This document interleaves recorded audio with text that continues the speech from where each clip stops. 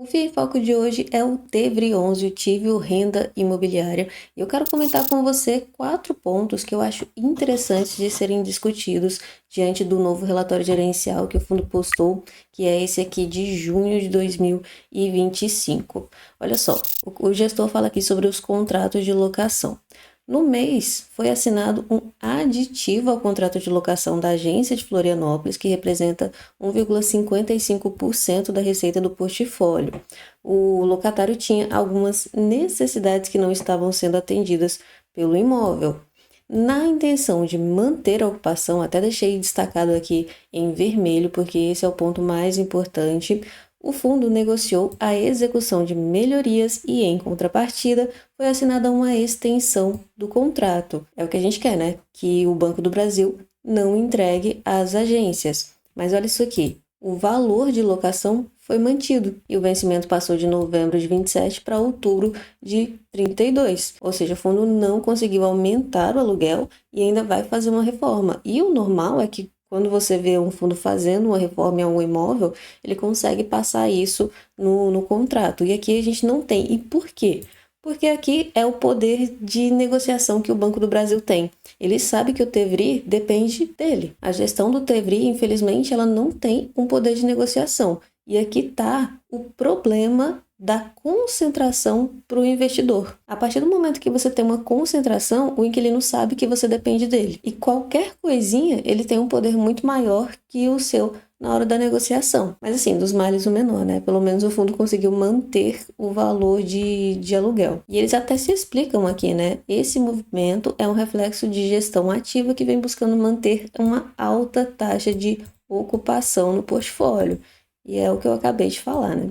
O segundo ponto também é sobre locação. O fundo foi notificado da intenção de devolução de uma agência que representa 2,4% da receita desse fundo. É importante lembrar que o TEVRI, desde a primeira vez que venceu o contrato lá com o Banco do Brasil, acho que foi em 2022, se eu não me engano, 2022, 2023, o fundo tem 3% de vacância, 3,1%, e até hoje não conseguiu locar essa agência. Então, agora que vai entregar uma nova, a gente vai meio que saber se é um problema de gestão que não está conseguindo relocar esse imóvel ou se é uma questão de portfólio, né? Que está na localização difícil, o portfólio isso, o cenário macroeconômico. Então é aquele teste que a gente vai ver agora como é que a gestão vai atuar. Eles falam aqui que já estão atuando para buscar novos ocupantes. E aí eu vou repetir o que eu sempre falo.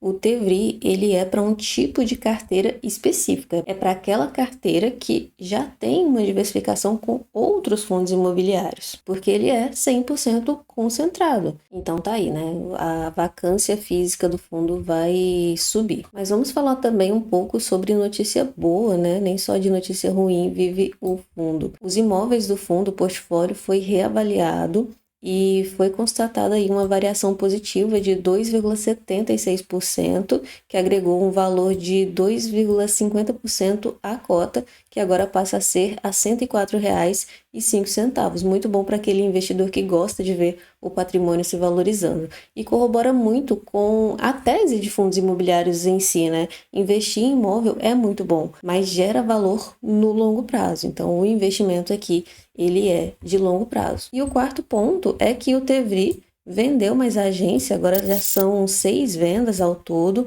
Essa foi a agência de Maringá, eles venderam aí por um valor de 24 milhões, que representa por cota 9 centavos e vai ser recebido em 5 parcelas semestrais. Essa é uma excelente estratégia, né? Porque se o fundo recebesse tudo isso de uma vez só, ele ia ter que distribuir tudo nesse semestre. E como ele já está vendendo várias e várias agências, ele vai parcelando tudo isso e vai ficar aí uns 2 ou 3 anos distribuindo rendimento não recorrente. Essa venda, ela foi de 37% acima do valor patrimonial, ou seja, do valor justo daquele imóvel. E juntando aí todas as vendas que o fundo fez, já foram 131 milhões e todos os imóveis foram vendidos acima do valor justo deles, 41%. Isso é bem interessante, ainda mais porque representou R$ 2,39 por cota. A estratégia da gestão da Tível agora é reciclar o portfólio, eles querem agora parar de fazer obra. Obra é importante, até porque são imóveis que são um pouquinho mais antigos, podem ser imóveis muito bons, podem ser imóveis muito bem localizados, mas são imóveis que uma hora ou outra vai precisar de uma obra, uma reforminha ali, ainda que seja pequena. E eles estavam fazendo isso, e a gente acabou de ver, né? Eu acabei de falar que eles vão fazer mais uma, mas agora a intenção deles é sim começar a comprar novos imóveis. Eu digo comprar novos imóveis, por quê? Porque o fundo já tem os outros imóveis com contrato, né? Acho que tem um imóvel e meio e vai vagar mais um.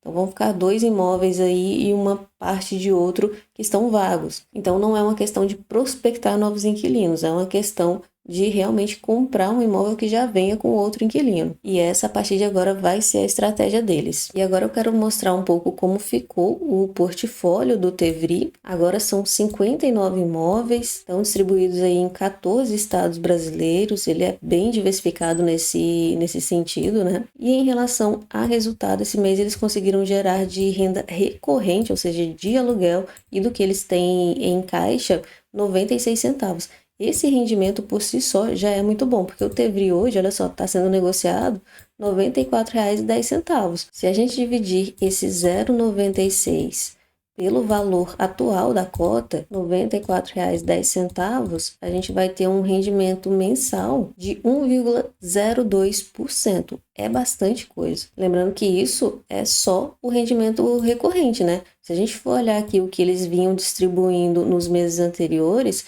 a gente tem aqui um rendimento de 1,11%, mas esse já contando com o não recorrente. 1,09% é o próximo que vai ser distribuído e ele segue aí nesse nível. E a gente sabe que, como eles já fizeram muito resultado não recorrente com essas vendas, esse rendimento vai continuar aí por uns 2 anos, se eu não me engano, é até 2027. Então, bons lucros aí pro cotista. Então, concluindo, eu falei os 4 pontos, né, que era ali a reforma que eles vão fazer sem aumento de receita, a nova vacância do fundo, a reavaliação patrimonial e as vendas que o fundo realizou. E concluindo, diante de tudo isso, o que eu penso sobre o Tevri é que ele está mudando e que esse status de mudança ele vai permanecer ainda por muitos tempos, pelo menos na minha opinião.